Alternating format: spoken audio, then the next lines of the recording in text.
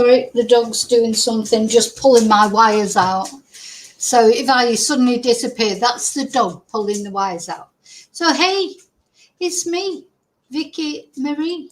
Good morning, good afternoon, or good evening, wherever you are in this crazy world we're living in. The dogs. What's my princess Tia?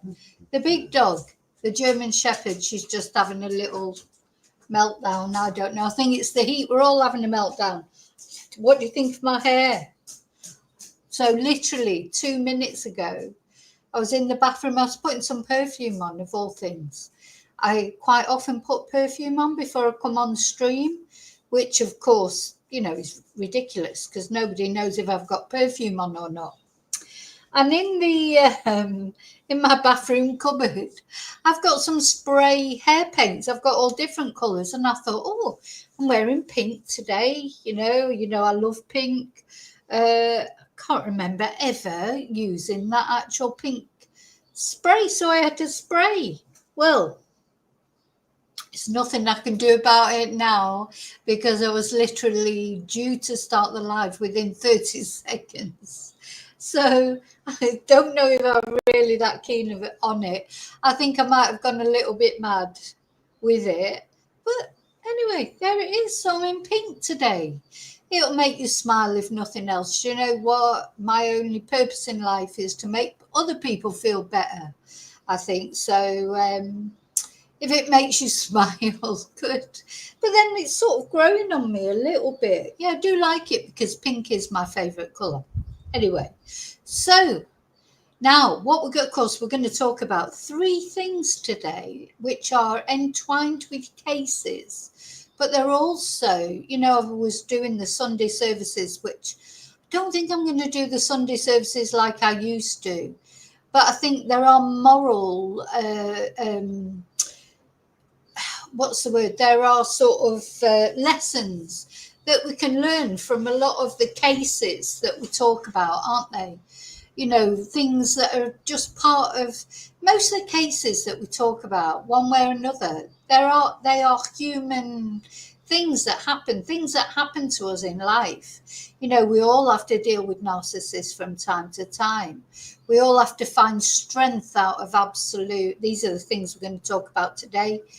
Narcissism, strength, how strength can be found out of the most horrible circumstances that you can imagine, and also miracles that can happen, but also they come with a price, don't they? Miracles like survival guilt. So these are the 3 things we're going to talk about today. So they're sort of it's not exactly a Sunday service, not everything's positive, but I do think what I'm going to try and do is take some positivity out of each of these stories. And the reason that I'm finding it difficult to do the Sunday service at the moment is because I have so many cases that I want to talk about. There are things that come up that I want to talk about, and Sunday is a day that I've got more time than other days, when I'm not doing my other job, which, in case anybody doesn't know, is as a Spanish teacher. If then I can't sort of, this first thing that I'm going to talk about Anna Knezevic, I've been waiting nearly a week to talk about this, just trying to fit it in with everything else. So, yeah, so maybe Sunday service will take, doing a live on a Sunday is not a problem. It's what I'm going to be doing it about that maybe is, if I have to sort of do it like a Sunday service where it's only about positivity. And positivity is good, and I will try my best to find positivity in all these 3 things we're going to talk about. Though the first one will be difficult. I'll do them in the order that I think the last thing that we're going to talk about is the most positive thing. Try and find some positivity in things, whereas acknowledging, the seriousness of the things that we're going to talk about. So there you go. That's what I'm going to talk about. Let's just go through the things I'm going to talk about before I do. I'm going to talk about Anna Knezevic. This case is, it's not a case that has attracted attracted massive media attention. But I've covered it from the beginning. I find Anna's case, I really feel it in a personal way, and I think it's because it happened in Spain. Also because it's like a stalking case, really, isn't it? It's, you know, how I think I experienced, what I think I experienced, and I'm just lucky that I'm alive now, because I managed to get away from my stalker. But you know what?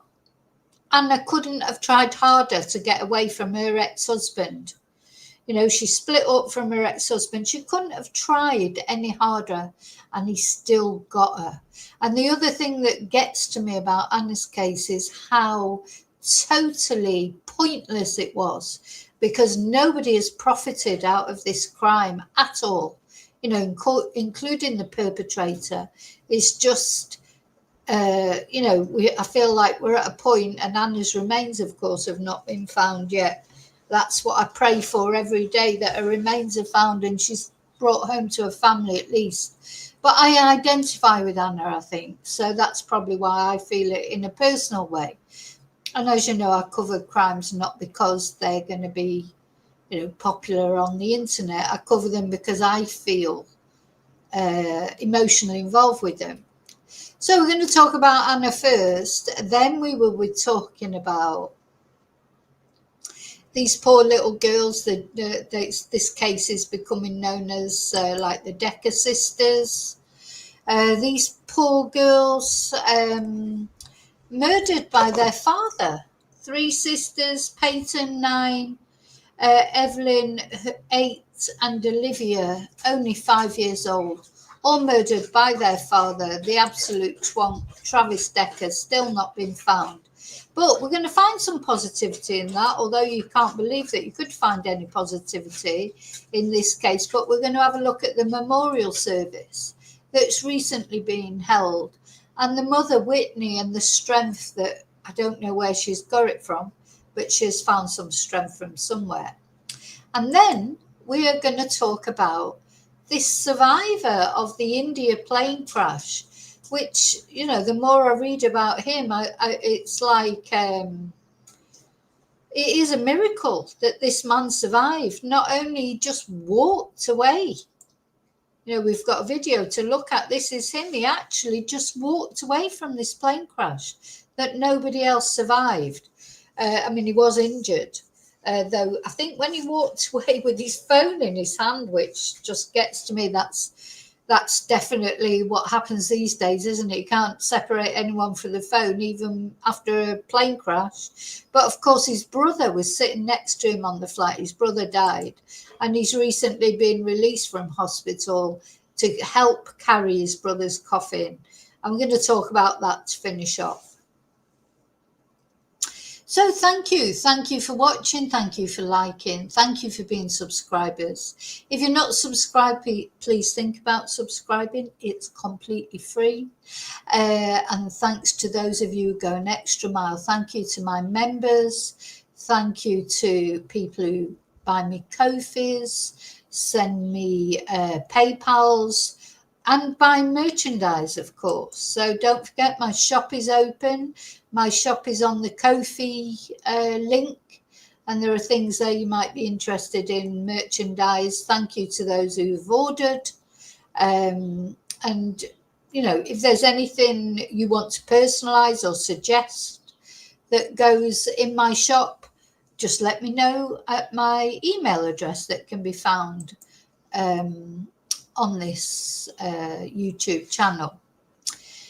So, hello, lovely lurkers. Thank you for watching. Thank you for those that will be watching on replay, crew. Thank you so much. And I want to say a special thank you as well to those of you who are brave enough to join in the chat. I'm going to come in and say hello to all you now. Thanks for giving up some of your Sunday to listen to me waffle on about things. Hi, Admit. Hi, Sheep Farming. Hi, Dry Spell. Hi, Yvonne. Hi, Bluebell. A gorgeous. don't know about gorgeous. So this is like this spray pink paint. I wouldn't say it's brilliant quality. It feels a bit weirdy, but anyway, no, I'm happy with it. It could be worse. It'll, it gives some people something to talk about. And you know what they say, as long as they're talking about me, they're not talking about anybody else. Hi, Lily. A pixie. Yeah. Hi, David.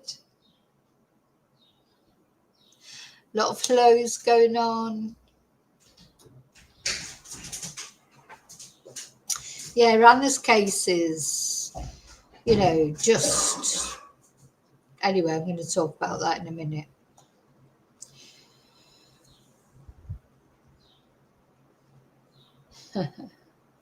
So that's who we're going to talk about first. We're going to talk about Anna Knezevic, or Henao, which is her family name, of course. And the thing I'm going to talk about, these are articles that I found in the Spanish news, because I don't think there's been much on the American, the British, the English speaking sort of crime channels. Not many people have covered this. Not really sure why, because to me, it's an incredible case. It's just, but maybe it just means more to me because I live in Spain, and also Anna's case, it resonates with me personally. Maybe that's why, but I don't think it's had the attention that it's deserved from all the sort of true crime channels, etc. So yeah, this is the story, of course, of Anna Knezevic, or Henao, as she's like to be. Her family like to talk about her. Anna, 40 years old, beautiful woman, as you can see, in the prime of her life. She was married to David when they were quite young. They've been married for quite a long time. And, it always makes me sad to see this photo and other photos that I've seen of Anna and Davido when they were together, when they were young. Why does it all go wrong? Where do these relationships go wrong? They obviously were in love at some point. There's evidence of that. They were enough in love to get married. Why did it all go wrong for Anna and David? And not only go wrong, but horribly wrong. I mean, a lot of relationships go wrong, don't they? But to end in murder, is just inconceivable, isn't it? So this guy, he must have been, a little bit of a psychopath. I don't know, even when he was young. But as time went on, he became more and more of a psychopath. And the crime that Anna committed was she left him. She left him, didn't she? She left him. And not only she left him, she was happy. She was happy. She was having a great life. She left him. She came all the way to Spain to get away from this man. This is his mugshot. This is Davido's mugshot. I mean, we have no recent pictures of Anna. There'll be no more photos ever taken of Anna. That's quite, when you think of it like that, isn't it? When we talk about victims and we have the photos of them up to when they died. But, Anna died nearly, what was it? Not this February just gone, but the February before. Anna's never going to have another photo taken. And neither is Davido, actually, because, as I say, this is the most pointless crime in history to me. That's what makes it all the sadder. All these crimes are sad. But what did this crime achieve? Nothing. Nobody has... there's no positivity, no. Anyway, so let me just give you a brief recap of what happened in case you weren't following me when I was covering this case, which I covered from the beginning, because Anna Knezevic, or Henao, her maiden name. She was married to David. She's a Colombian national. He's a Serbian national. but they lived in Florida. So she is a US citizen, as was he. They were both US citizens, and they lived together happily, you might say, for quite a while in Florida, married, successful business. I mean, business, millionaire business. I mean, their business is worth millions. God knows what's going to happen to that now, if there's ever even any money left. Had David been siphoning off the money? Is that why he didn't want to give Anna any money? Maybe there was no money left. But anyway, to all intents and purposes, Anna had a bank account with money in it from the business. So they were married. They started a business together.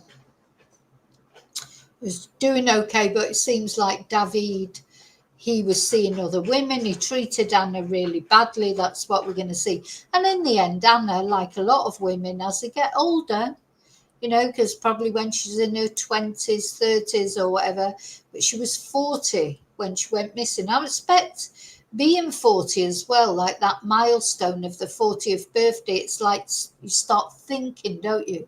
Because you've got to a sort of significant age, if you like, that you celebrate your 40th birthday and you start to think about your life. Is your life going the way you want it to go, etc.? Maybe that's why Anna finally left David. I don't know if we'll ever know the full story now.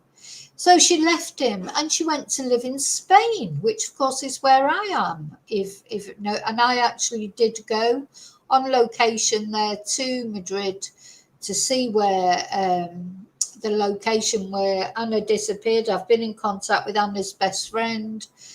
She gave me the address and I went to the address. I did some filming there. And it was like weird how anyone could have got Anna out of that apartment, because it's like in a block of apartments. Anyway, somebody did, and we know now exactly what happened, to be honest. So Anna disappeared. Literally, she was on the phone chatting to her friends, and then she was gone, stopped answering. Strange messages came through that didn't seem to be from her, but said not only to her family and her friends in English and Spanish, saying that she'd met some guy on the street, connected instantly with them, and gone off to spend a couple of weeks with them in a holiday place just outside Madrid. None of the friends believed that that could be real. And so they finally went over there and they found out that somebody had sprayed out the CCTV within the apartment. Somebody with a crash helmet on had gone in, done that, sprayed the TV, and then, but not very well, and then been seen coming out of the lift in Anna's apartment block carrying a suitcase, which it is now believed that Anna, bless her, was in that suitcase. Anna was a tiny lady, less than 5 foot tall, very slender. She would have easily fitted in a suitcase. Anyway, then it turned out it was David, her husband, his lawyer had been all over the TV saying nothing to do with him. But he was in Serbia. He'd never been to Spain. Didn't speak Spanish. Why would he go to Spain? Yeah, knew nothing about it. Blah, de, blah, de, blah, de, blah, de, blah. Anyway, then it turned out, as CCTV came out, it was David. It was clearly David in the crash helmet. He was seen buying duct tape in a hardware store just around the corner. Anyway, this might come up in what the article I'm going to read out. But all the evidence pointed to David. Turned out that David it was the one who'd got somebody to translate those messages for him. It's probably him who sent them from Anna's phone. And then David, because he's an idiot, he finally went to Florida and he was arrested as he left Florida and as he left Serbia, went to Florida. He was immediately arrested. He was initially charged with kidnapping, which of course his lawyer said, no way, he's done that. Anna's alive and well somewhere. She's going to turn up one day. Anyway, then he was charged with murder as well. And then he decided to take justice into his own hands. He removed himself from this world while he was in prison. He deleted himself, but he has never said where Anna is. And probably as we speak, the FBI, the Spanish police, combined are working together to try and find Anna.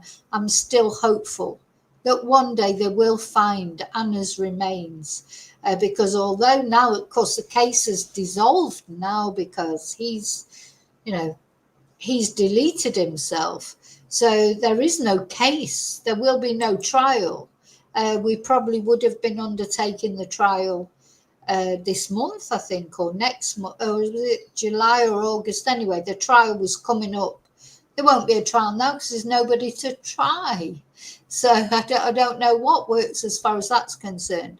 But I think you could honestly say that the Spanish police, the FBI, etc., this is definitely a case where the people worked together. It was the Serbian police, the Colombian police, the Spanish police, and the FBI all worked together to capture this guy and build a case against him.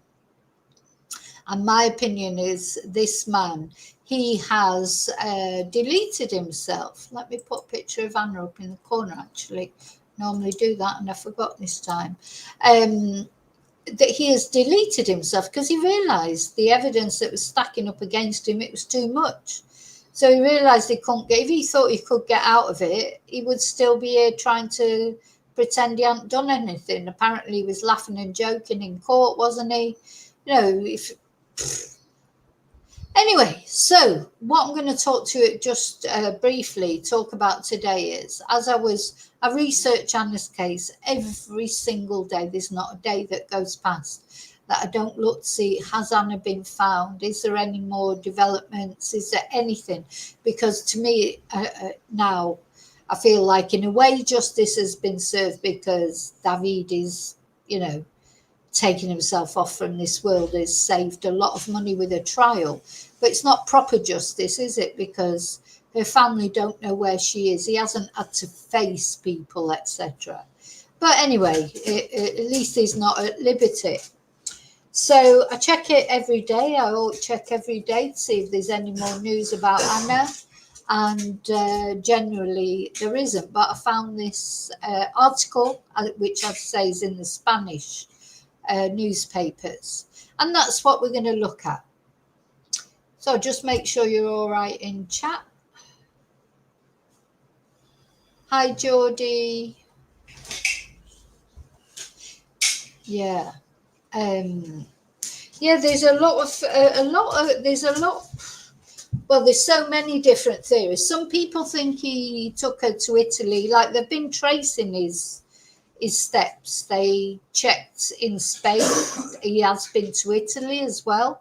They've searched there, and they're searching right along the path that they think he might have been and the places that he stopped, which they'll know from his phone. But yeah, a lot of people were saying that they thought he had probably taken her to Serbia, which isn't that far away. The thing is, I think you think, oh, Serbia's a different country to Spain, obviously, but it's actually not that far away to drive to. Most of Europe is drivable. So anyway,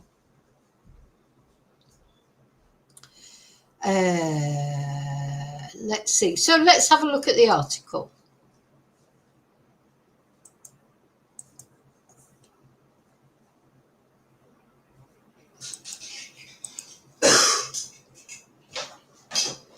So now it's in Spanish, so I'll have to interpret it as I go along.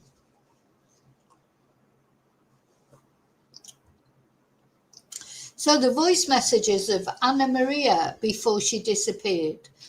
David is a narcissist. So these are apparently what she told her friend. And she's beautiful, Bluebell, you're right. She's a very beautiful woman. Just makes you so angry because she was coming into the best time of her life, really, because she was just escaping from David. You know, I'm sure she had a good time with David at one point. I'm sure they were in love at one point. But as she got older, the thing is, as you get older, you start to see through these sort of people. And I think that's what happened with Anna. She probably put up with a lot while she was younger, didn't click with a lot of it. And then as she got older, she started to click. And anyway, so apparently there was a program on the Spanish TV where they shared exclusively the audios of Ana Maria Henao. So this is quite often how she's known now, because her family don't want her to be remembered with the name Knezevic. So apparently these voice messages talk about her conflictive relationship with her husband, David. So Ana Maria disappeared on the 2nd of February in Madrid, not this year, but last year. So in 2024, she disappeared. So she's been missing, you know, a year and a half, really. But, you know, it's thought she's definitely deceased. I don't think there's any hopes whatsoever that Anna is still alive. And it's suspected that she was murdered by her husband. And the voice messages reveal the fear and the manipulation that Ana Maria suffered before her disappearance. So let's just have a look at this video. Now, of course, it'll be in Spanish. Oh, I think it's not working now. Video. Let's see. Yeah, I tried to get on it before and I can't get on the actual voice messages. But to be honest, the voice messages, it doesn't matter if you could listen to them because they're in Spanish anyway. But in one of the voice messages sent to her friend Louisiana Moreno, Anna said, "He is a narcissist, but he doesn't know it. He still does not know it. The therapists are helping me to to get over him so that his manipulation doesn't work anymore. It was important that a professional told me and that I wasn't mad." Now, you know what it's like, or maybe you do, or a lot of people, I'm sure, that are watching this video. This is what narcissists do, don't they? They make it seem as if you're mad. You know, it's you who's saying the wrong thing. It's you who's, needs a therapist. But it's them. But they're really good at that, aren't they? That is what narcissists are good at. You know, making it look as if it's you who's got mental health issues when really it's them. So she said it was important that a professional told me that and that I wasn't mad. So Louisiana, who was with Anna the day before her disappearance. So she was actually with poor Anna the day before she disappeared. She explained that her friend was psychologically and emotionally kidnapped by David.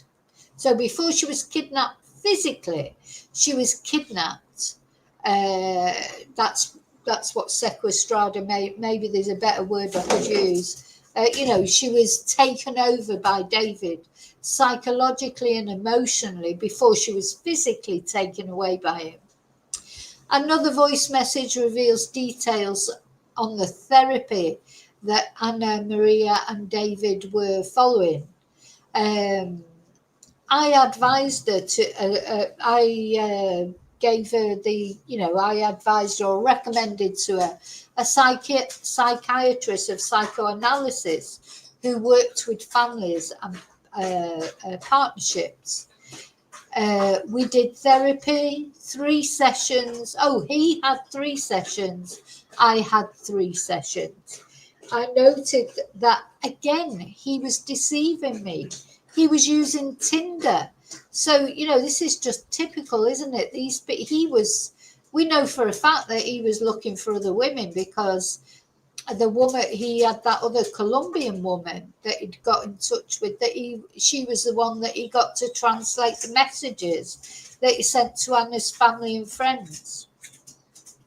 So the doctors told me to tell him, the doctors told me that on telling him that we were separating, it wouldn't go well for me. They helped me to get a fair divorce. So Anna Maria was looking for a divorce in which she felt protected, but David always showed disagreement. He contested everything.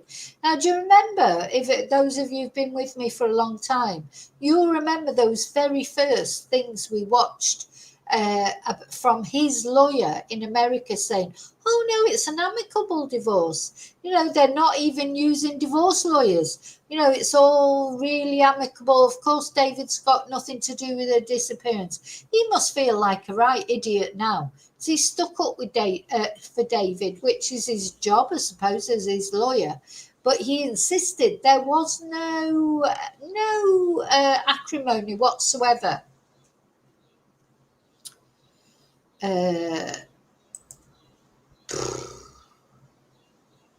Anyway, Luisana Moreno affirms that Anna Maria wanted to live her life after 40 years working and making, making a pact with David. She wanted 50-50. The legal, but David didn't want to give her 50%. This is what makes me so angry and sad about this case. If David would have just given her 50% that she was entitled to, they would both be alive now, living their best life. Anna would be having a great time in Madrid. She'd made new friends. She was going to salsa classes. She was finding herself as a person. And David he was always moving on, it seems. Even when he was with Anna, he was, looking for different women. But he could have had a life as well. And this is what I mean when this is the most pointless case. I just feel like this is a couple who had the world at their feet. Money, good business. They could have come to still young enough to start new lives without each other. They could have started new lives. That's what Anna was trying to do. That's what David could have done. And because of David just wouldn't accept 50%, he wanted 75% of the business. There's no children involved in this case, luckily, because those poor children, they'd be orphans now, wouldn't they?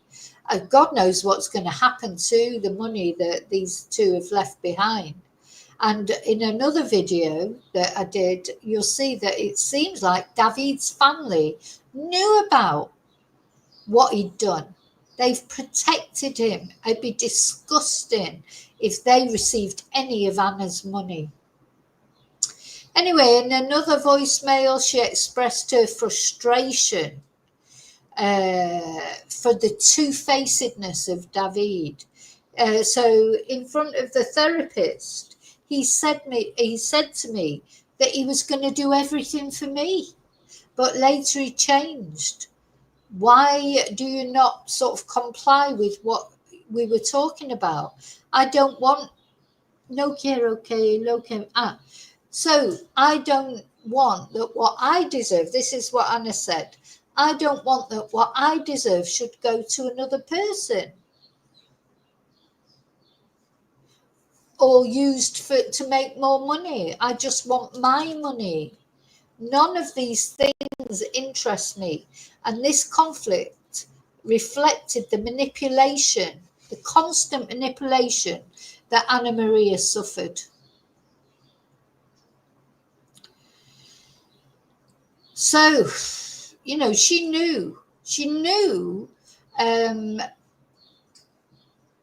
that he was trying to manipulate her, and he was trying not to give her what she deserved. But I bet she never imagined that he was actually going to murder her. I bet she never imagined that. You wouldn't think of that, would you? That he would go all the way from Serbia to Madrid and actually murder her. Anyway, Luisana also revealed that Anna Maria was scared of David and that she had suffered various panic attacks after discovering his infidelity. She always told me that David wanted to control everything. And according to Luisana, the day before her disappearance, they were both together And, you know, they thought David was in Miami. You know, they thought he was still in Florida, but actually he was in Serbia. But actually, the day before Anna disappeared, he was in Madrid circling around her house, watching the day before. He was circling around. However, the next day, the security cameras captured an individual that fitted the description of David entering the edificio, the building. Sorry, I'm going to end up speaking in Spanish. So on the 1st of February, a friend visited Anna Maria, staying in her house during 5 hours before they left the building together. Makes you wonder, was David watching that? That night, Anna Marie returned alone, and that was the last time that she was seen alive. On the 2nd of February, she was seen, well, it said it was the last time she was seen alive. It wasn't then, was it? Anyway, never mind. So on the 2nd of February, oh God, it's gone. Sorry, it's moved down.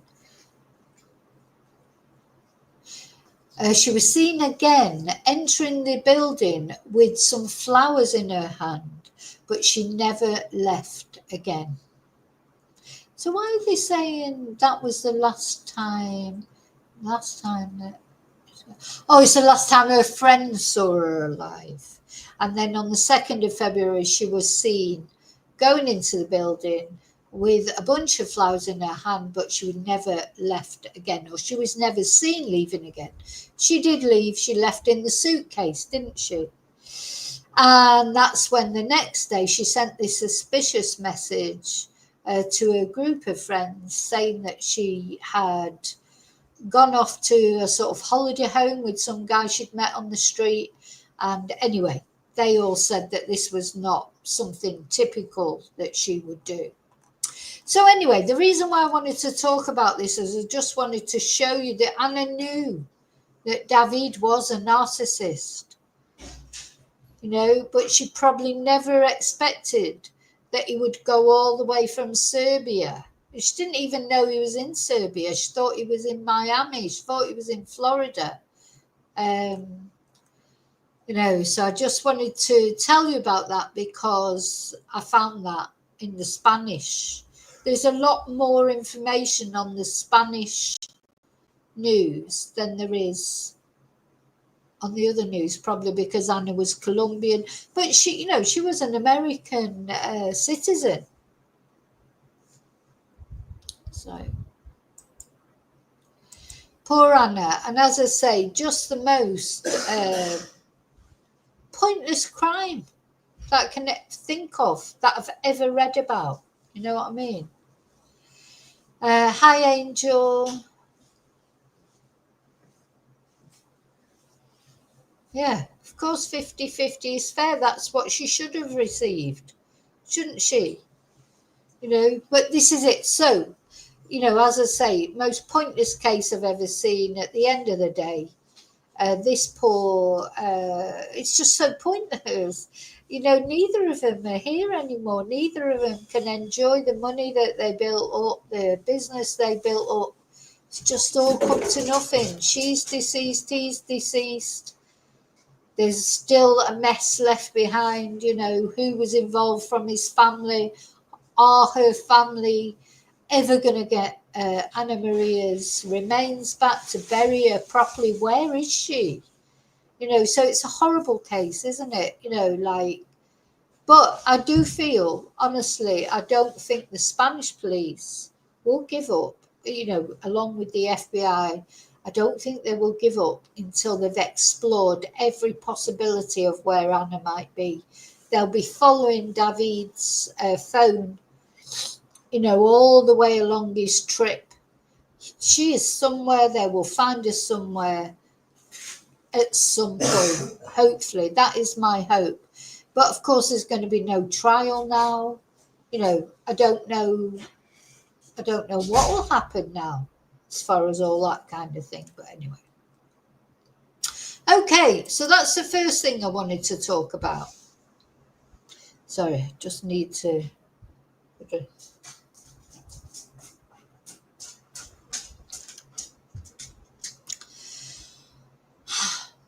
Okay, next case.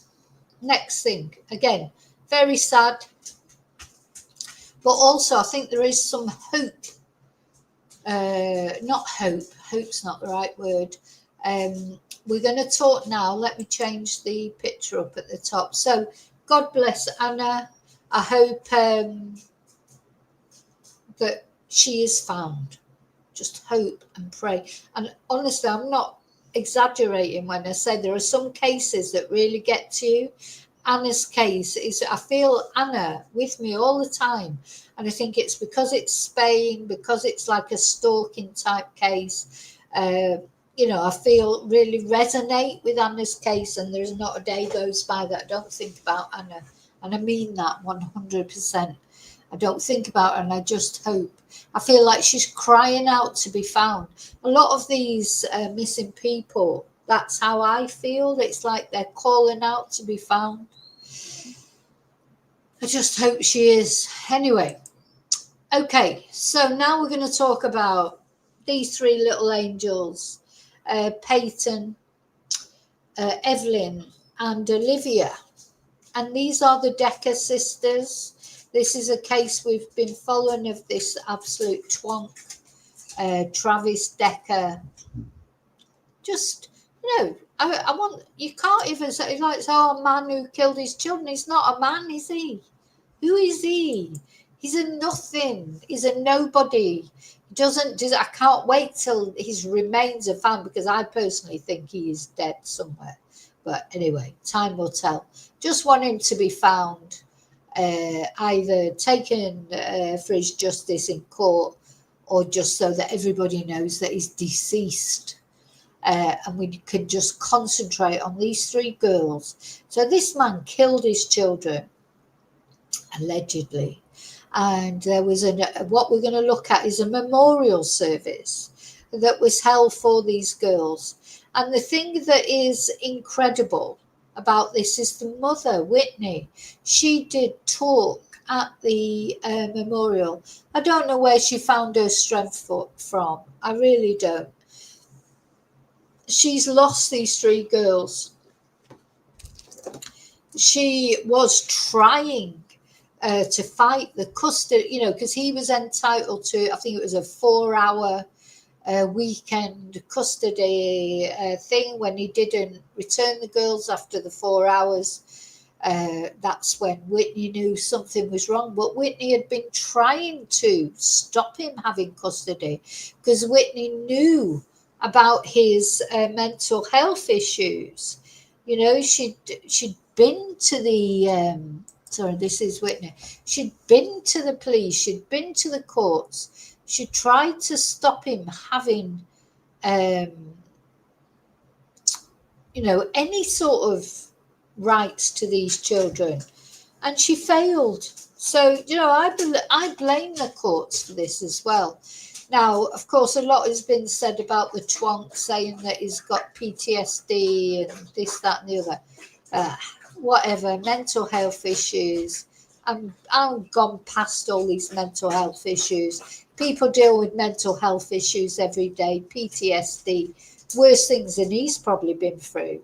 And they don't murder their 3 kids. I think there'll be more to it. He was probably on drugs or drinking or other things like that. He just, couldn't stand the fact he apparently was trying to get back with Whitney. She wasn't interested. He couldn't stand the fact he couldn't get his own way. I just don't, I'm not feeling this mental health issue anymore. I'm sick of it. When people bring it up, just sick of it. Can't use it as an excuse to murder 3 children. So I hope personally that he is deceased, because if he's ends up getting caught, okay, he'll face justice, but he'll probably, use the PTSD card or whatever, and, what sentence will he get? So, maybe it's better that he is deceased. So we're going to have a little look. Well, what we're going to look at is particularly when Whitney speaks at the memorial service. We're going to look at a few bits, not the whole memorial service because it's quite long, so we won't look at the whole thing, but we'll look at bits of it. But first of all, I just want to show you this article. This is the lawyer for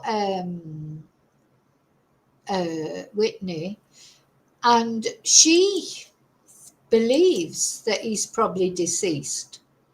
So the lawyer for the mother of 3 girls who police allege were killed by their dad thinks he died by self-deletion. Now, I know a lot of people think he hasn't because they think he will have been found by now, but I think it could take a long time to find him personally. So Whitney Decker's attorney, Ariana Cozart, tells The People, which is this magazine or whatever, she believes Travis Decker has died by suicide. I personally believe that as well. Authorities are searching for Travis, who's accused by police of killing his 3 daughters, Peyton 9, Evelyn 8, and Olivia 5. And Cozart says that Travis struggled with mental health issues, but was a present and active father up to the end. I mean, see, because do you know what? He suffocated those girls and he tied their hands behind him with zip ties. It's foul what he did. Is there a chance? I mean, just something that sometimes, is there a chance that he didn't do it, that somebody else did it and they've done away with him as well? Because there was blood found, wasn't there, on the car? So, you sort of almost hope that, because it's horrible to think that father would have done that. So he's been accused, he's 32, he's been accused by police of killing the girls. And she believes, this attorney believes, he is no longer alive as the manhunt for him goes into its 4th day. But the police, so it's important to say, the police are still saying they think he's alive. So I don't know. So remember, he turned up for the planned visitation. He was supposed to return them 4 hours later and he didn't. How could you do that to these children? Even if you weren't their father. I know people do bad things to children, though. I think that's something we can never, ever understand, is it? Just seems the most picking on vulnerable people, either children, old people and animals. These are because it's their vulnerability that just makes it even worse, isn't it? It's horrible to kill anybody, but it's just even worse when it's the vulnerable members of our society, isn't it? So, okay, so we're going to have a look at the actual, I'm going to put some windows down actually. I'll put over to the memorial and start the memorial. Now, I'll start it from the beginning, but we won't watch the whole thing. But they asked for people to wear bright colours, and they did. So let's.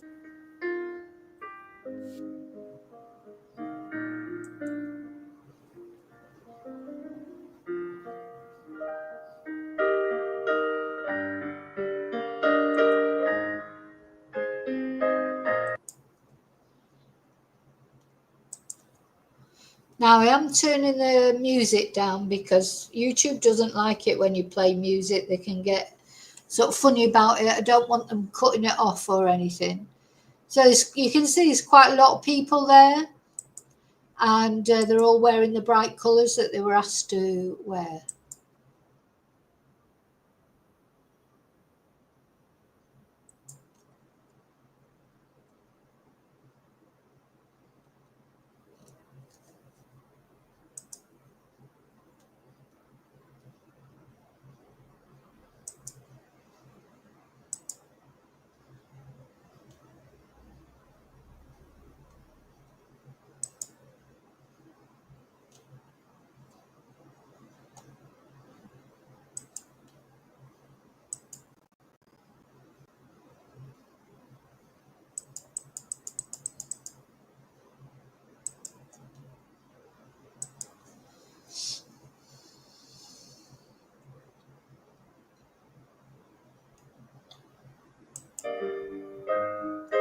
There's no speaking on it, it's just music.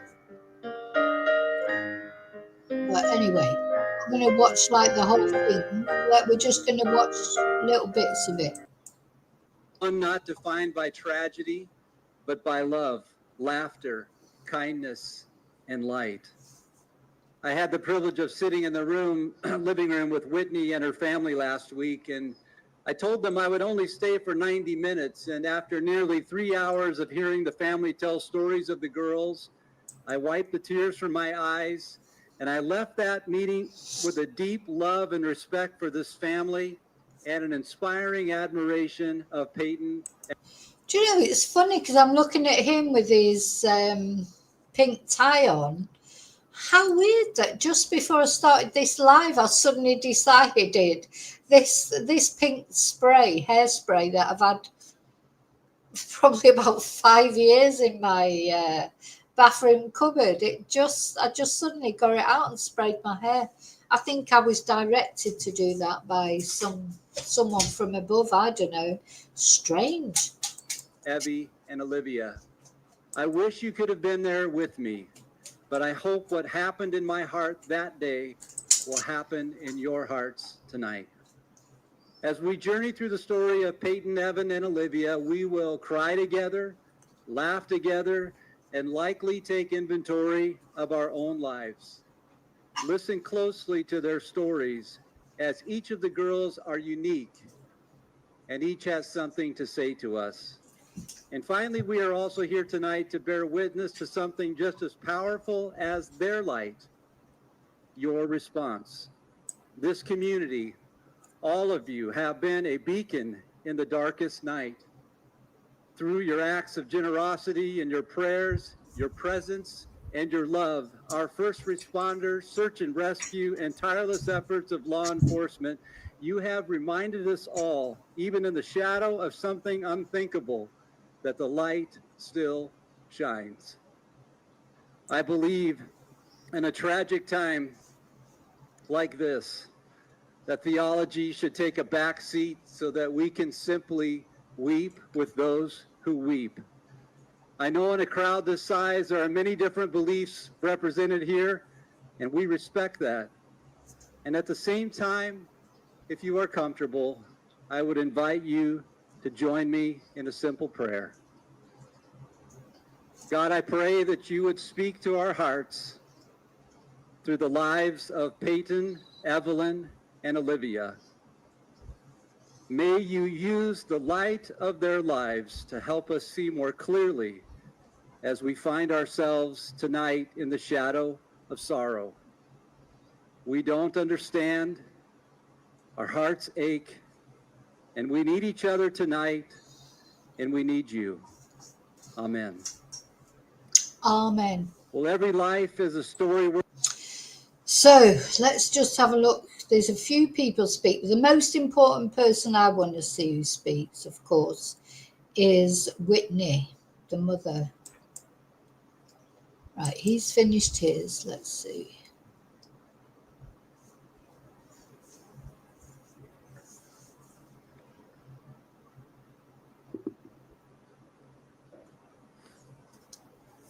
Try to get my papers not blow away. Good evening, everyone.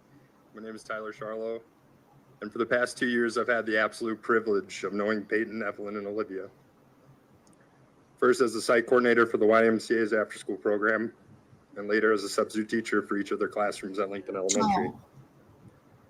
I cared for them, spent time with them, laughed with them, learned from them, and watched them grow into the kind, joyful, and spirited young girls we're here to honor today. Many of you know me, and for those of you who don't, all you need to know is that these 3 girls made a lasting impact on my life, just as they did on so many of yours. I stand here today not as a speaker, but simply someone who loved them, someone who was lucky to share in their world, even for a short time. Each of them brought something special into the lives they touched. They were sisters, teammates, and best friends. They lifted each other up, made each other laugh, and filled their world with love. Tonight, my role is to speak about Peyton. and the way she made life brighter for everyone around her. And while we carry the love for all three girls in our hearts, I want to take some time to share the memories and moments that made Peyton so wonderfully unforgettable. There are some people who step into your life and without even trying, change it forever. They don't do it through big, grand gestures or loud statements, but simply by being themselves.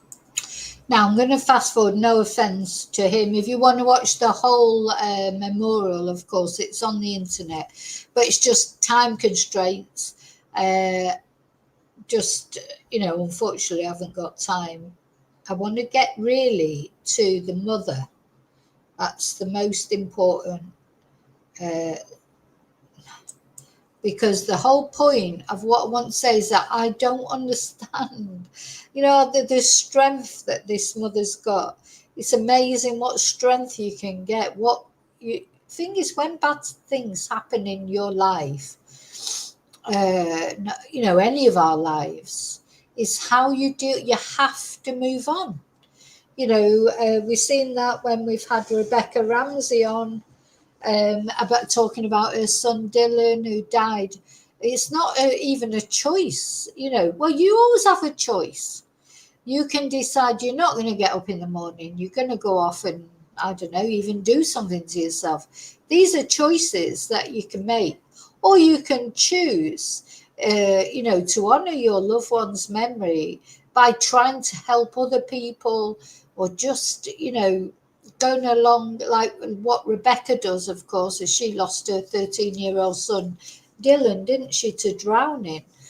What she decided to do, and, I'm sure she has days where she doesn't even want to get out of bed, but she decided from really early on, that's her way of dealing with it, is to go out and try if she can just save one other young person's life, or anybody's life, really. So her big thing is water prevention, drowning prevention. Now, as I say, I'm sure there's days, I know for a fact there are days when Rebecca probably wakes up in the morning and thinks, I can't face this, I can't do this. But she gets up and does it, and she does it for Dylan. And that's the name of her hashtag, of course, is doing it for Dylan. I feel like, this is what's happening here. But, this is a month on from losing these children. 3 girls, this poor woman. And she was trying to tell the authorities she did not feel comfortable with letting the children go to Travis, because she felt like mentally wasn't capable, and nobody was listening to her. Anyway, let's have a look what she's got to say, because it's just incredible. But I guess we didn't need them because I didn't even know they were gone. Evie loved to give gifts. And Olivia is stronger than anything this world. Fantastic. So I know that Peyton would have saw, and I know that Evie would have loved. Heartbreak. And so Whitney will come and share now. Not because it is So easy, Whitney's coming out, the because her mother. love for I don't know how Peyton, she Evie, did. and Olivia is do it, stronger but she than does it, anything and this good world for her. could ever Does take it away for from her her. daughters. Would you greet Whitney?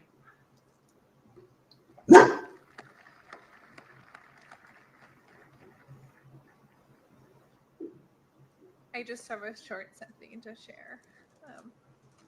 Good evening, and thank you all for being here. I really appreciate it. You all look beautiful, and I know that Evie would have loved to ooh and ah over all of your outfits. She would have been amazed by all the color out there. I just thought you guys look fantastic. You know that Peyton would have sought each and every one of you out to try to find something to give you a compliment for. She did that for everyone, whether it was in the grocery store or at school or with me, always telling me, oh, you look so beautiful, Mom. I love your earrings, or whatever it was that she could find.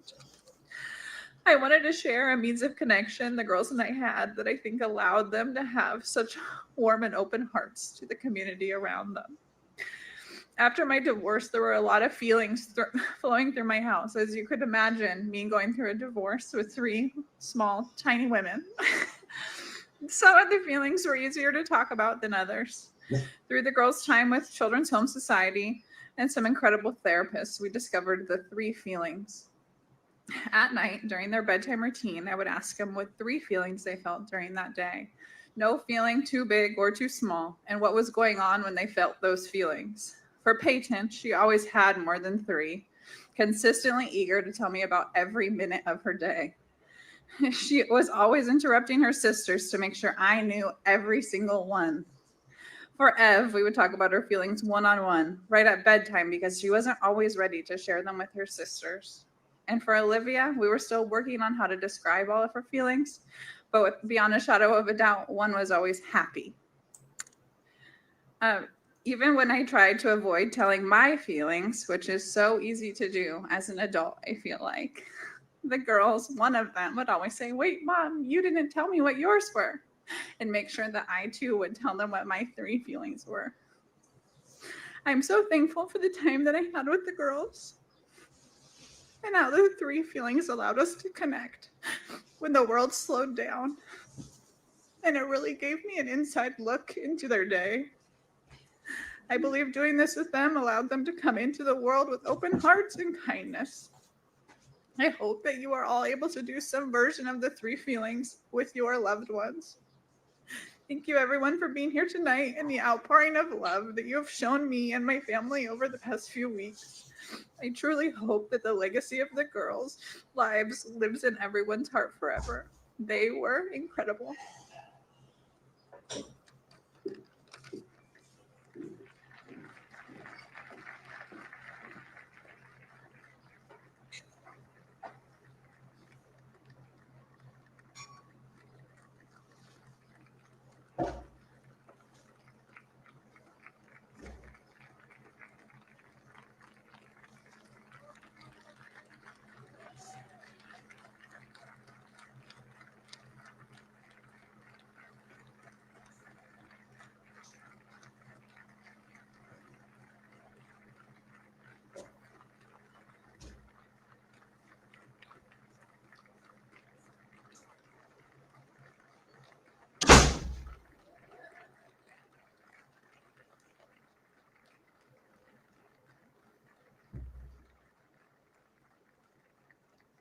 Thank you. You may be seated. Thank you, Whitney. Peyton, Evie, and Olivia lived with a kind of brightness that is hard to describe, but is impossible to forget. Whether laughing until their belly hurt, hugging with arms that somehow made you feel completely safe, and offering up the purest acts of kindness in the smallest ways, they were love, uncomplicated, and true. Though their time was short, their impact is vast, and we know that because you are here. Look around you. This is what love looks like. This is what light can do. In the days since we lost Peyton, Evie, and Olivia, something extraordinary has happened. In the face of tragedy, this community rose up, not with anger, but with compassion. Meals were brought, hands were held, stories were told, tears were shared, money was raised, vigils were held, and we became a living testimony to the legacy of the girls. We're going to watch a slideshow and begin our candle lighting ceremony as best we can with the wind. Grandma Rhonda and Aunt Aggie will begin the lighting, and each one of you will help light the candles around you. Are we using real candles or battery candles? We're going for real? Okay. So, would you please tilt the unlit? Now, I'm not sure what the slideshow, do we get to see the slideshow properly? I mean, how strong is that woman to get up and stand there and say that? I mean, it's, or is she just like on, sometimes you just go on automatic pilot, don't you? Let's see. Oh, yeah. Let's watch this slideshow. In darkness. That love is louder than hate, and that goodness endures.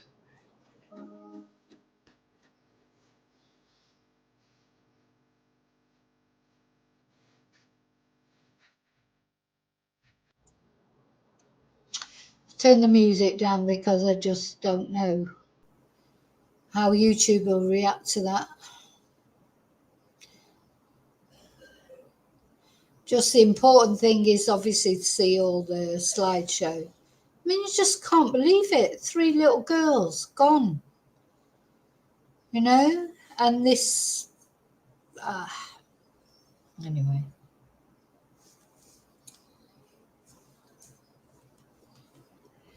But, oh, look at that.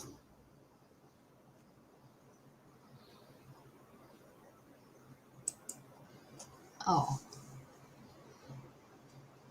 Thing is, when I know it is a shocking crime, David, I agree. How you cannot even get it into your head how someone could do this. Least of all the father. But, you know, this is fathers and mothers, you know, do kill their children. Chris Watts, he's a prime example, isn't he? You cannot get your head around it at all. And Chris Watts did it for another woman, didn't he, really? This guy maybe has got mental health. God, you'd have to have massive mental health issues to do this, wouldn't you? Absolutely massive mental health issues. You know, you just can't conceive of it. How do you look them in the face and do that to them? Tie them up with... Anyway, I can't think about the actual thing itself because it's just so horrible. Just don't know how he could do it. He must have been drunk or drugged up or probably a combination of the both. How could you look these little girls in the face and do that to them? And, you know, like Chris Watts' kids, oh, daddy, no daddy. Can you imagine how terrified these girls were?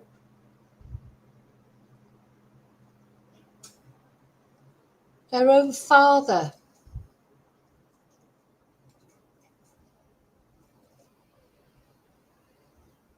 Oh, gosh.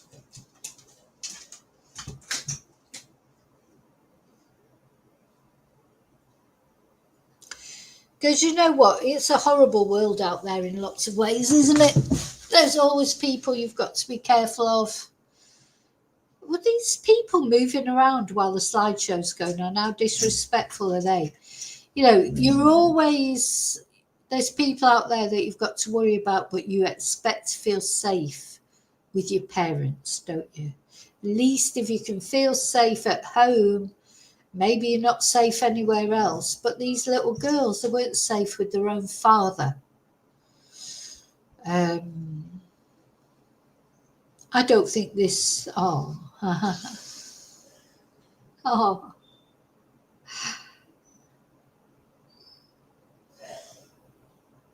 I mean, they look so happy, bless them. You know, you don't expect danger to be in the form of your own father or mother, do you? You know, there is danger everywhere. There is danger everywhere, but you don't expect it to be someone that you care about. You know, these are the people that are supposed to protect you.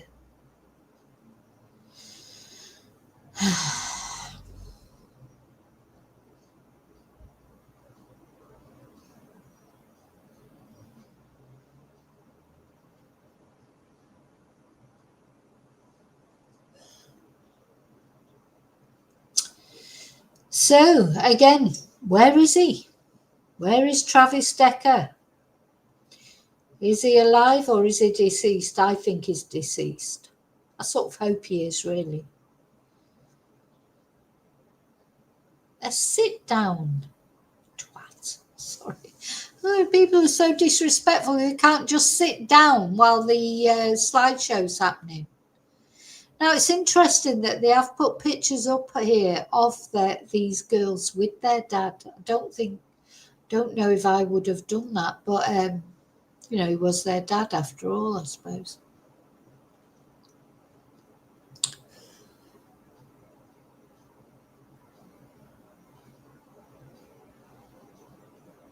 Huh.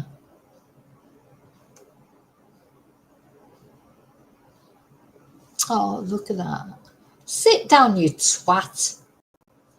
Sorry, it's just making me angry, that. If these people that are there can't sit down while the actual slideshow's on for like 5 minutes, for fuck's sake.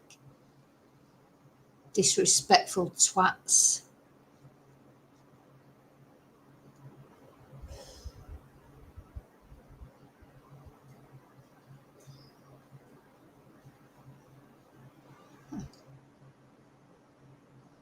Yeah, what a twonk, Lily.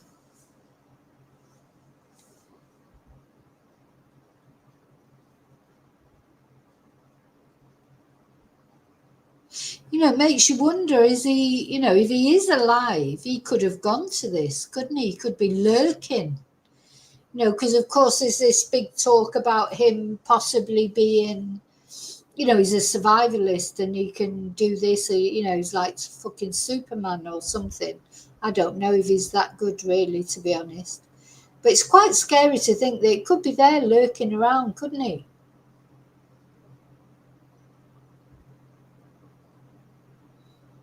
Anyway, I think that's the end of the slideshow, so I'm going to stop that now. Very emotional. I think Whitney did so well. She was so brave. And as for those people who stood up while the slideshow was happening, you should be ashamed of yourself. Okay.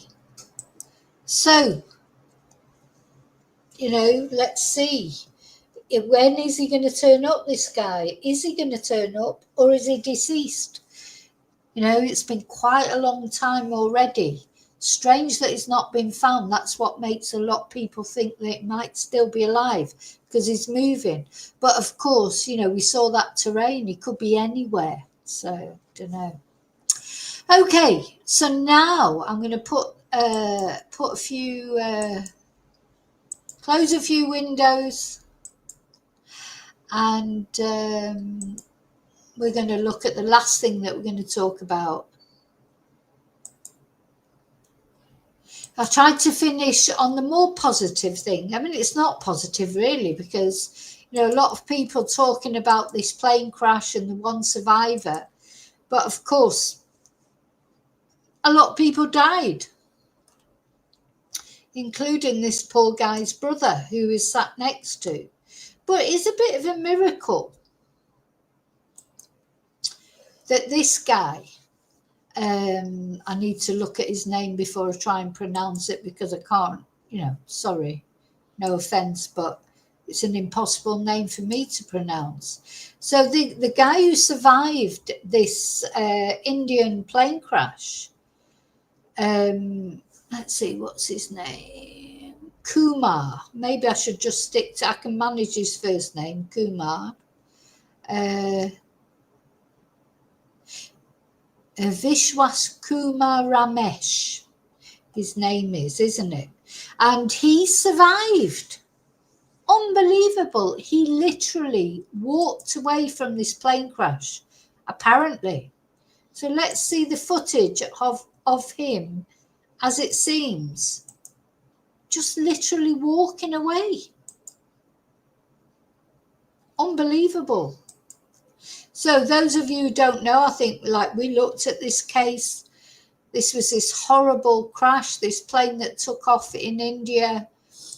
A new video shows the moment the soul... Stop it a minute. Took off in India, and literally within a couple of seconds crashed onto a sort of, it was like a training hospital, wasn't it, for doctors? Or not hospital, hostel, I should say. And killed people there. All the people on board the plane were killed, except for one person who literally seems to have walked away from it. So let's have a look.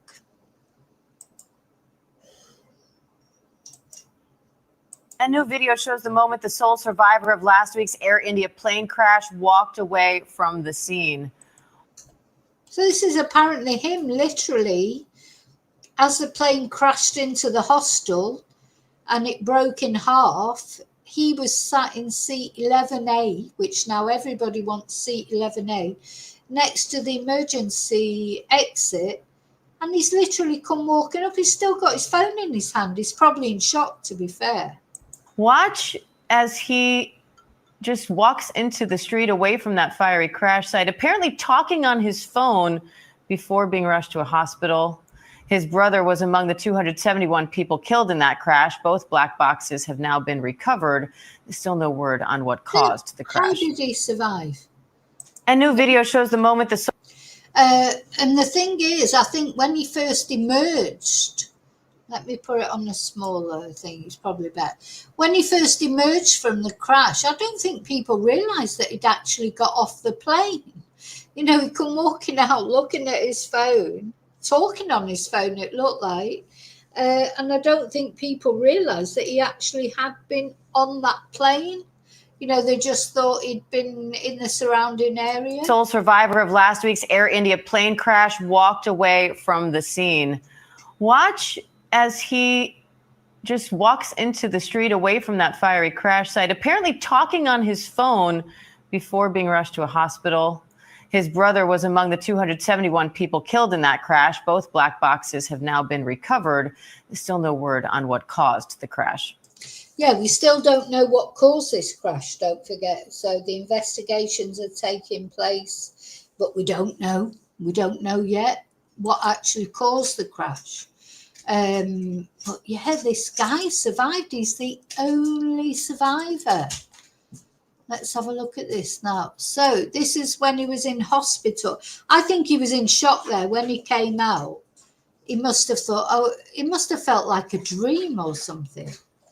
Anyway, he said, I thought I would die. The sole survivor from the Air India plane crash speaks out. Everything happened in front of my eyes. Vishwas Kumar Ramesh said. Let's have a look at this. Now to the investigation into that deadly plane crash in India. The official death toll now stands at 246, 241 on the Air India jet, 5 on the ground. And from the tragedy comes a story of survival. One passenger right there made it out of the wreckage alive. As he walks out, I wonder if people around him, they just didn't realise, did they, that he'd actually come off the plane. You know, it's, oh my God, you know, unbelievable. Unbelievable that this guy survived. Because initially they said there were no survivors, didn't they? And then they said he literally just walked out of the wreckage. Chief International Correspondent James Longman has the latest from Mumbai. Good morning, James. Yeah, good morning, Robin. The mood here is stunned disbelief. How could such a modern plane essentially just fall out of the sky? The NTSB is on their way here to India to help the Civil Aviation Authority with its investigation. And this as one man survived. An urgent investigation is underway this morning to determine how an Air India jet carrying 230 passengers and 12 crew crashed just after takeoff, killing everyone but one on board. Now, I've thought often as I've been I've been wanting to talk about this for a while and just haven't had a chance. But you know, how awful to be one of the people that's got to recover the survivors. You know, these recovery teams, they, you know, my heart goes out to them. I'm sending my prayers out for them, as well as obviously the people that were killed on the plane and the families, etc. Because that's a horrible job, isn't it? To clean up after an air crash like that, to have to remove bodies and body parts, and you know, it just must be so traumatic. So, you know, good job. Some people do that job. I couldn't do it. Stunning video filmed from a nearby building shows the jet ascend briefly before disappearing below the tree line, and then an enormous fireball. The plane took off just after 1:30 Thursday afternoon and was headed for London's Gatwick Airport. Moments later, the aircraft plummeted to the ground near the Ahmedabad airport. Smoke from the tragedy seen for miles. Firefighters hosing down the smouldering wreckage. Part of the plane seen hanging out of the medical college it crashed into. Here you can see the back tire sticking out of a building and a desperate rush to find survivors. I thought, I don't know if maybe he's joking or what. Akash Vatsa was on the same plane a flight earlier from Delhi to Ahmedabad. And it's a Dreamliner 787. sharing this footage from inside the aircraft. I was in so much of shock. My father, my friend, they were also like traumatized. Through the tragedy, miraculously, a sole survivor, seated in 11A, an emergency row seat. Astonishingly, he's seen here walking away from the crash. Vishwash Kumar Ramesh remains hospitalized.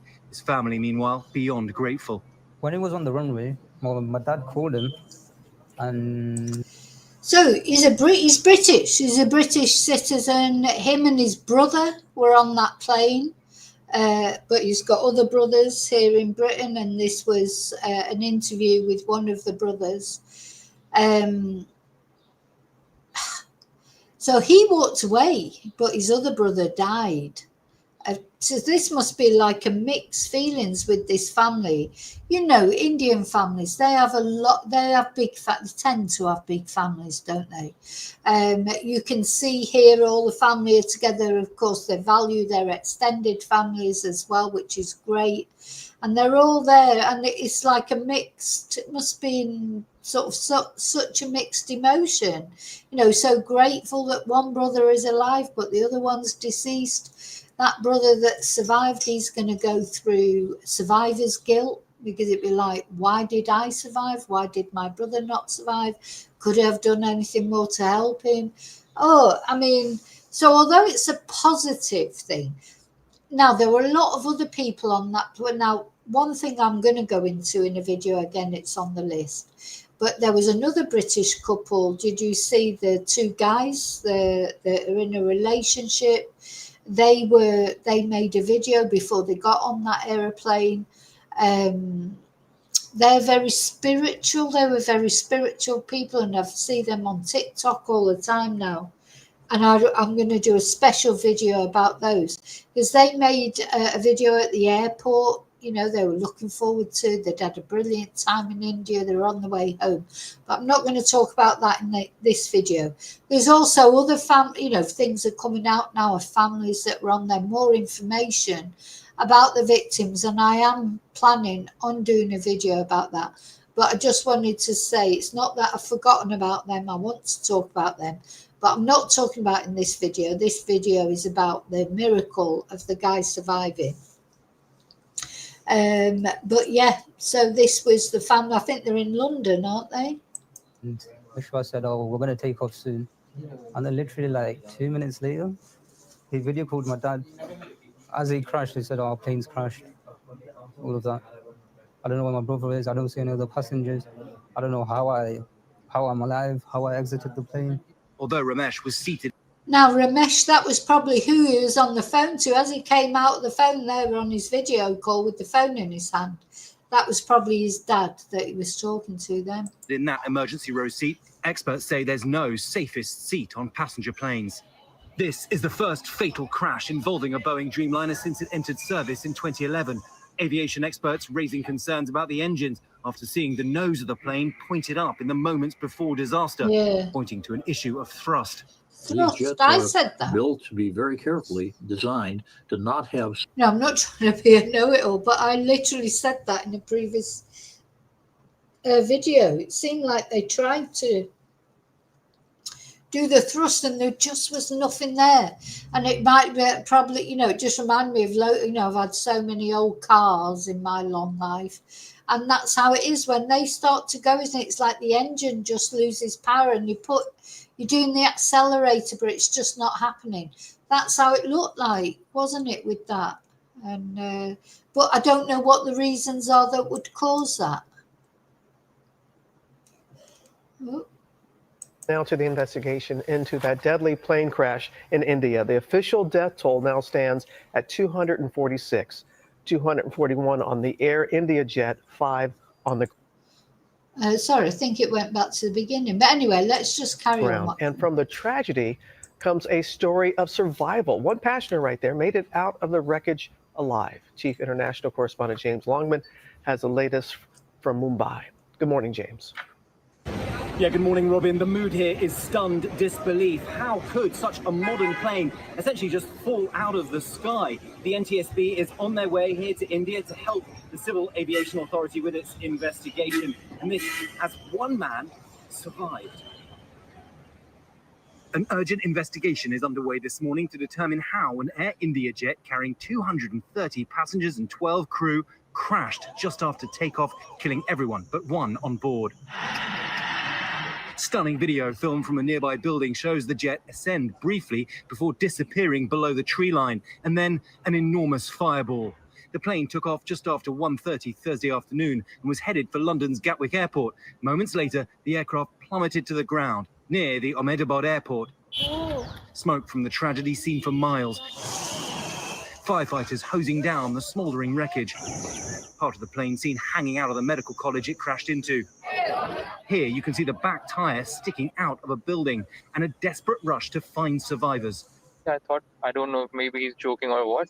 Akash Vatsa was on the same plane a flight earlier from Delhi to Ahmedabad. And it's a Dreamliner 787. Sharing this footage from inside the aircraft. I was in so much of shock. My father, my friend, they were also like traumatized. Through the tragedy, miraculously, a sole survivor, seated in 11A, an emergency row seat. Astonishingly, he's seen here walking away from the crash. Vishwash Kumar Ramesh remains hospitalized. His family, meanwhile, beyond grateful. When he was on the runway, well, my dad called him and Vishwash said, "Oh, we're going to take off soon." And then literally like 2 minutes later, he video called my dad. As he crashed, he said, "Oh, our plane's crashed." All of that. I don't know where my brother is. I don't see any other passengers. I don't know how I'm alive, how I exited the plane.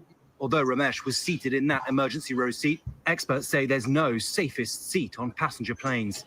This is the first fatal crash involving a Boeing Dreamliner since it entered service in 2011. Aviation experts raising concerns about the engines after seeing the nose of the plane pointed up in the moments before disaster, pointing to an issue of thrust. These jets are built to be very carefully designed to not have something happen to the left engine if it happens to the right and vice versa. There's never just one cause, but this is going to be critical. Boeing has told ABC News they're ready to support the investigation. It's crucial information from the black box that will shed light on how this could have happened. Well, Ahmedabad Airport has now reopened. It could take months or years to establish what really happened here.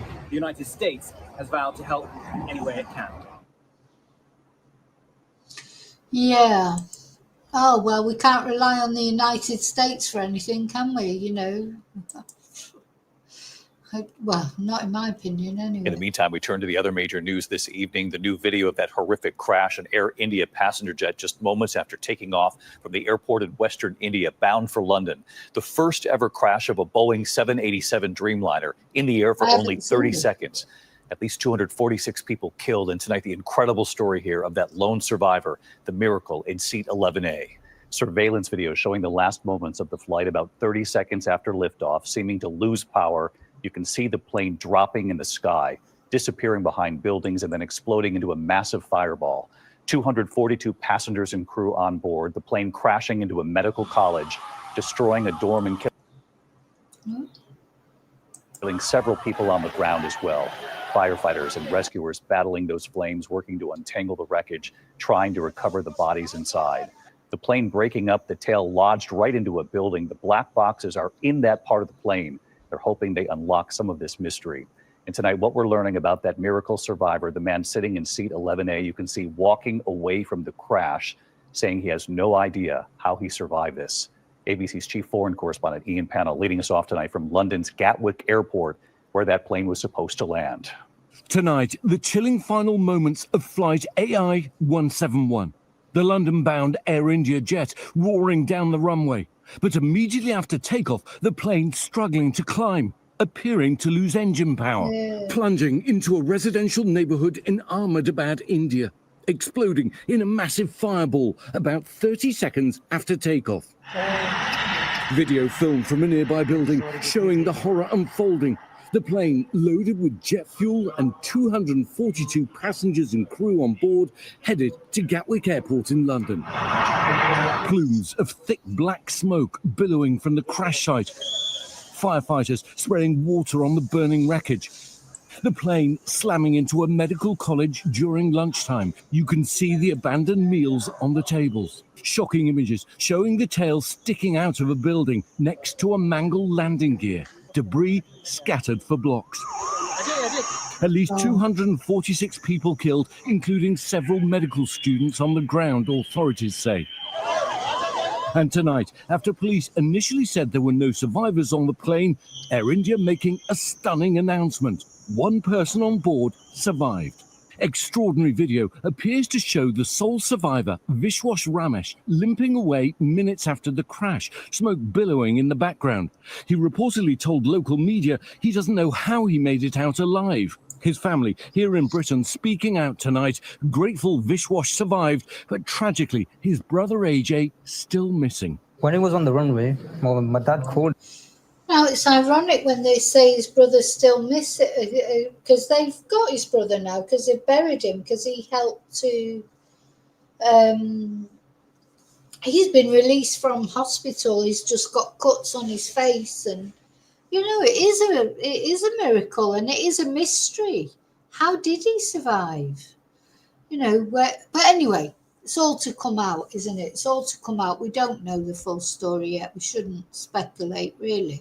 Him, and Vishwas said, "Oh, we're going to take off soon." And then literally like 2 minutes later, he video called my dad. As he crashed, he said, "Oh, our plane's crashed." All of that. I don't know where my brother is. I don't see any other passengers. I don't know how I'm alive, how I exited the plane. Vishwas reportedly seated in 11A in the emergency exit row. This is the first ever crash of a Boeing 787 Dreamliner, which has had a perfect flying record since entering service in 2011. But the thing is, how did he walk away from it? Did he not land on the top of the building then? It must have split and he was just on the floor. Tonight, investigators, including the NTSB, poring over those videos, searching for clues. The 787 is an extraordinarily safe airplane, and so to watch it unable to get airborne raises all sorts of questions. Were both engines operating? Did they lose an engine on takeoff? Or was there something more that caused them to impact the ground just after we're taking off? David, that flight was supposed to land here at London's Gatwick Airport just a few hours ago. Instead, tonight, families of the victims have been given help and support as they mourn their loved ones. David. Ian Pano leading us off tonight from London. Ian, thank you. Okay, now, I just want to show, right, I've got to put that down. Put some windows down.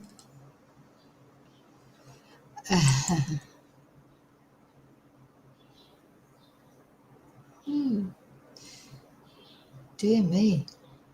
Yeah, I don't like that, Jodie Lass.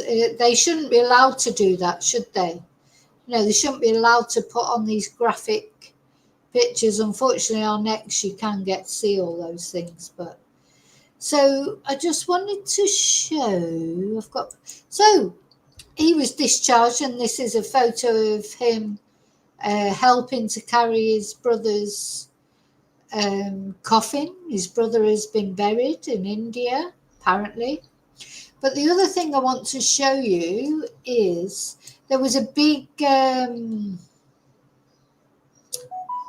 what's the word? Let me just check that show.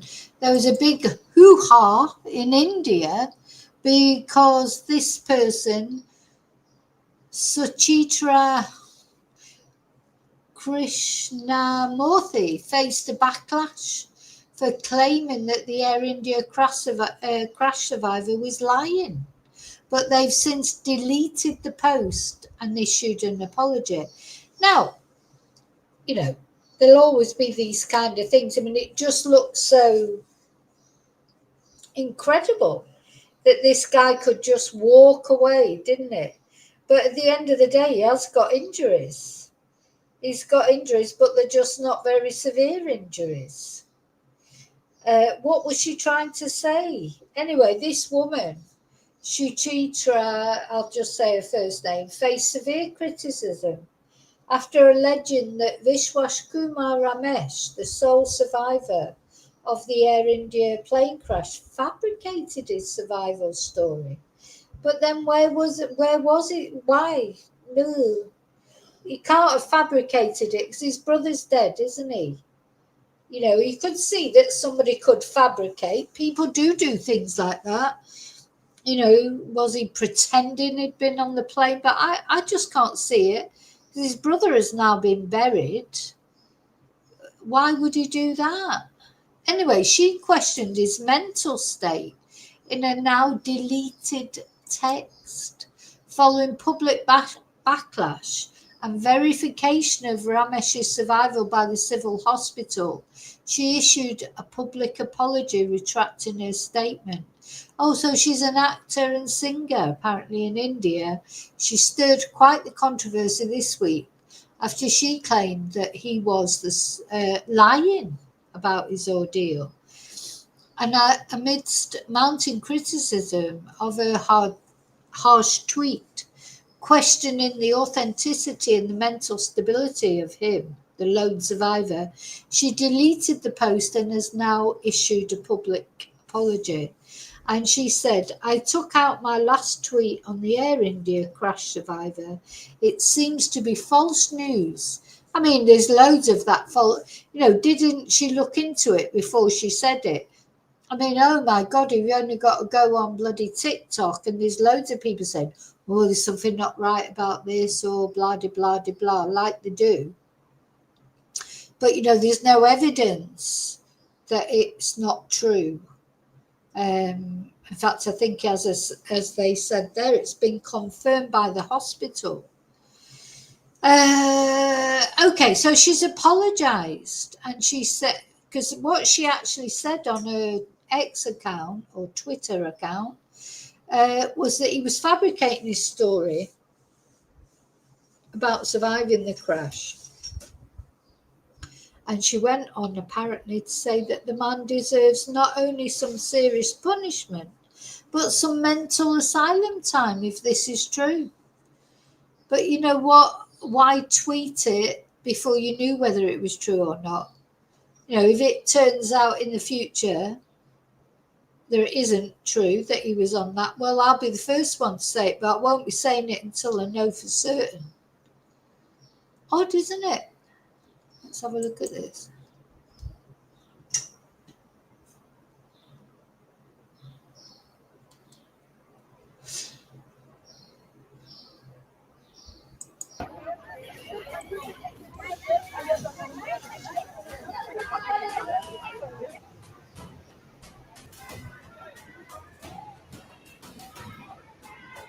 So he was discharged so that he could help carry his brother's coffin, apparently.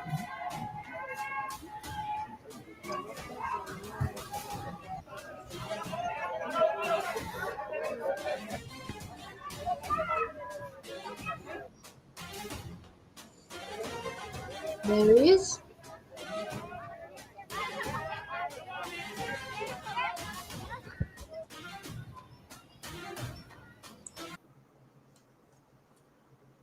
So, anyone got any opinions on that? I don't think for a minute that it's not true, because there he is carrying his brother's coffin. Do people, I think it's strange. I think it's incredible that he walked away. But I don't think it's not true that he was a survivor. I just don't believe it. Yeah.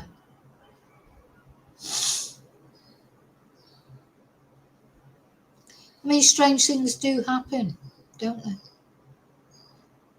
I mean, he is injured. Maybe not as injured as we think he should be. But apparently his seat detached from the wreckage and saved him from the explosion. Oh, so he's definitely got a mission in life. और सब हाल चाल पूछा सब. विश्वास, अगर हम जानना चाहें कि आप थोड़ा सा बता पाएं कि ये हादसा कैसे हुआ था, क्योंकि ये एक बड़ा चमत्कार है जिस तरीके से आप वहां से इकलौते ऐसे शख्स हैं जो जिंदा बचे. वो मेरे नजरों के सब सामने हुआ था. मेरे खुद को भी बिलीव नहीं होता कि मैं कैसे उसमें से जिंदा बाहर निकला, क्योंकि थोड़ा टाइम लिए कि तो मेरे को लगा था कि मैं भी मरने वाला हूँ, लेकिन जब मेरी आँख खुल के मैं देखा ना तो मुझे लगा मैं जिंदा हूँ. तो मैंने ट्राई किया, जब मेरी सीट थे वो मेरी बेल्ट निकाला, मैंने वो ट्राई किया जहाँ से निकल सकता वहाँ से, तो मैं निकल गया वहाँ से. मेरे सामने नजरों के सामने एयर होस्टल और दूसरे आंटी अंकल सभी उसमें मिस हो गए थे सभी. अच्छा, थोड़ा सा बता पाए जब जैसे ही टेक ऑफ हुई फ्लाइट, क्या हुआ था और अचानक से कैसे हादसा हुआ? टेक ऑफ के बाद 1 मिनट के अंदर ही जब टेक ऑफ हुआ ना, तो सडनली 5-10 सेकंड कैसे लगा जैसे स्टक हो गया वो। बाद में से मेरे को लगा कि कुछ हुआ, बाद में Yes, unfortunately, this is all in Punjabi, so we can't understand what he's saying. Plane में लाइट ऑन हो गई। I mean, to me, it looks absolutely genuine. I think when he walked away from that flight, he didn't have these injuries so obvious, because it takes a while for injuries to come up, doesn't it? You know, he literally, if his seat detached, which it seems like it did, and it'd take a while for bruises, swellings, and things like that to come up. That video of him walking away from the flight was literally in the moment.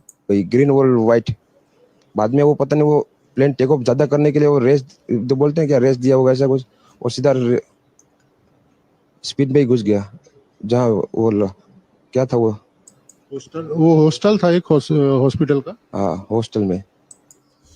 Yeah, we could do with it in English, really, couldn't we? But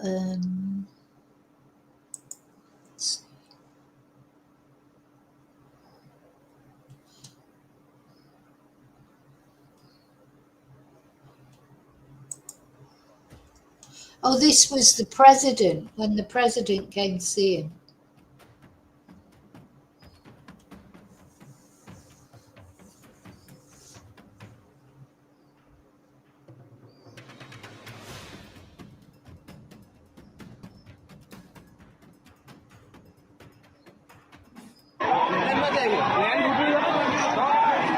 क्या भैया बता passenger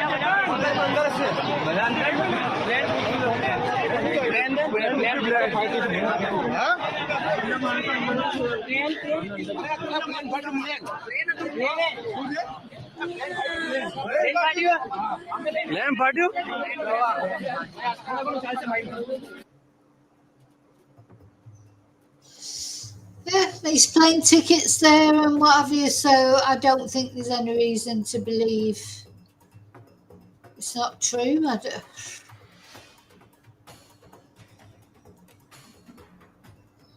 Anyway, it's just going to keep repeating. But time will tell when the black box gets sorted, or the 2 black boxes, or whatever. You know. Yeah, we all have a number and his wasn't up. Yeah, 11A is definitely his lucky number, isn't it? 11. So, you know. Anyway. Oh my God, it's a crazy world, isn't it? Most certainly is a crazy world. Okay, so we've talked about these 3 things. I hope you found this video interesting. Thank you so much for chatting and being so respectful to each other and everything. I'm going to break this video up and release it in the individual things as I normally do. I may be back later, maybe not, because it's so hot here at the moment. It's currently 34 degrees. That's what it's showing on my computer. It's really horrible. I know you've been having hot weather in the UK even, and that in Europe in general, but it's suffocating really. But I've got the aircon on. I'm okay. I'm lucky that I've got that, and I'm expecting a fan to be delivered from Amazon, which I can't believe it didn't come while I was on the live. Hello, baby. So the dogs, you can imagine what the dogs are like. Princess Tia is down here at the moment. Oh, it's too hot, isn't it? It's too hot. She's even too, I was going to see if I could show you her. She's even too, let's see if you can see her. I don't think you can see her. Where is she? She's down here somewhere.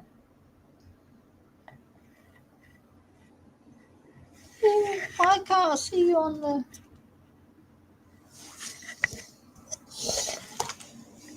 Trying to show her, but not doing very well. It's too dark.